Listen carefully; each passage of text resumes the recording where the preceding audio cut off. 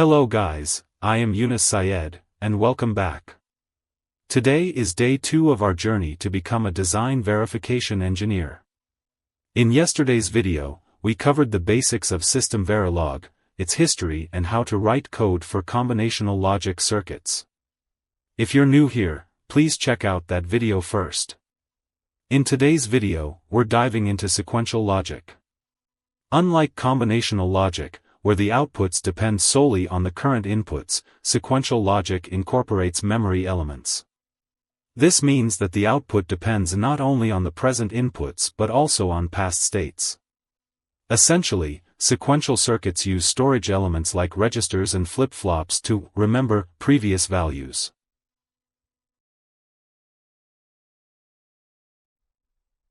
Now as we get to know what is sequential logic, let's know where we use this extensively. D flip-flops are extensively used in digital systems for several reasons, such as state storage. In sequential circuits, they are used to hold state information, forming the backbone of registers, memory units, and counters. Finite state machines, FSMs. They store the current state in FSMs, which are essential for designing complex digital controllers. Synchronization. D flip-flops help synchronize data across different parts of a digital system, ensuring reliable operation. Pipelining in processors. They are crucial in creating pipelines, where each stage of computation holds intermediate data. Design verification. In verification, understanding and using D flip-flops is vital, as they help simulate and validate the behavior of complex sequential systems. In this I am going to explain what is a flip-flop is a type of bistable circuit, meaning it has two stable states, that serves as a basic memory element in digital systems. While there are various types of flip-flops such as SR, JK, and T, toggle, the D flip-flop, also known as the data or delay flip-flop, is widely used due to its simplicity and reliability. Let's know what is D flip-flop first before going into code. The D flip-flop is a cornerstone in digital design. Its simplicity in operation, sampling the input at every clock edge, makes it a preferred choice in many practical applications. Stay tuned as we walk through the code for the D flip-flop and its test bench. For more background on sequential logic and flip-flops. Coming to how it's work. D flip-flop consists of a single input D and two outputs, Q and Q bar. The basic working of D flip-flop is as follows. When the clock signal is low, the flip-flop holds its current state and ignores the D input. When the clock signal is high, the flip-flop samples and stores D input. The value that was previously fed into the D input is reflected at the flip-flop's Q output. If D equals 0, then Q will be 0. If D equals 1, then Q will be 1. The Q bar output of the flip-flop is complemented by the Q output. If Q equals 0, then Q bar will be 1. If Q equals 1, then Q bar will be 0, as shown in truth table and block diagram.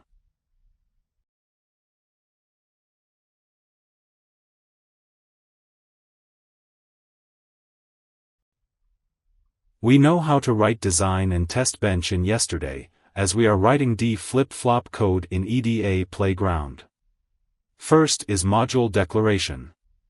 The module D_flip_flop line begins the definition of our D flip-flop design. Ports. CLK, a clock signal that controls when the flip-flop captures the input data. RST, an active high reset signal that forces the output Q to 0 when asserted. D, the data input that will be sampled on each rising edge of the clock, when reset is not active. Question the output signal which holds the stored data value. Then important for sequential logic is always_FF block. The always_FF block is specifically used for describing sequential logic in System Verilog. The sensitivity list at POSEDGE CLK or POSEDGE RST indicates that this block will be evaluated whenever there is a positive, rising, edge of the clock signal CLK. There is a positive, rising, edge of the reset signal RST. This ensures that the block responds immediately when the reset is activated, regardless of the clock state. The we comes to if reset condition. Within the always_ff block, an if statement checks if the reset signal RST is active, high. If RST is high, the output Q is asynchronously set to 1 foot B0, binary 0. The use of non-blocking assignment ensures that the update happens in the proper sequential manner, which is important for correct simulation and synthesis of hardware. Data capture on clock edge. If RST is not active, the else branch is executed on the rising edge of CLK. Here, the current value of the data input D is assigned to the output Q. This operation captures the value of D at the moment of the clock's rising edge, storing it in Q until the next clock edge or a reset occurs. And finally, end module. The end module keyword marks the end of the module definition. This concludes our D flip-flop design. This is the design part of D flip-flop. And finally, coming to test bench of D flip-flop. First we will declare module and signal. The test bench module, named TB_D_flip_flop, is defined without any ports because it is self-contained. Inside, we declare 4 signals, CLK, RST, D, and Q, of type logic to simulate the input and output connections for the device under test, DUT. Then we declare DUT instantiation. The design module D_flip_flop is instantiated with the instance name DUT. Named port mapping, the connections are made by associating the DUT's ports with the corresponding test bench signals. The CLK port of the DUT is connected to the test bench signal CLK. The RST port is connected to RST. The D input is connected to D. The output Q is connected to Q. Very important block is clock generation block. An initial block is used to generate the clock signal, CLK. CLK equals 0, sets the initial clock value to 0.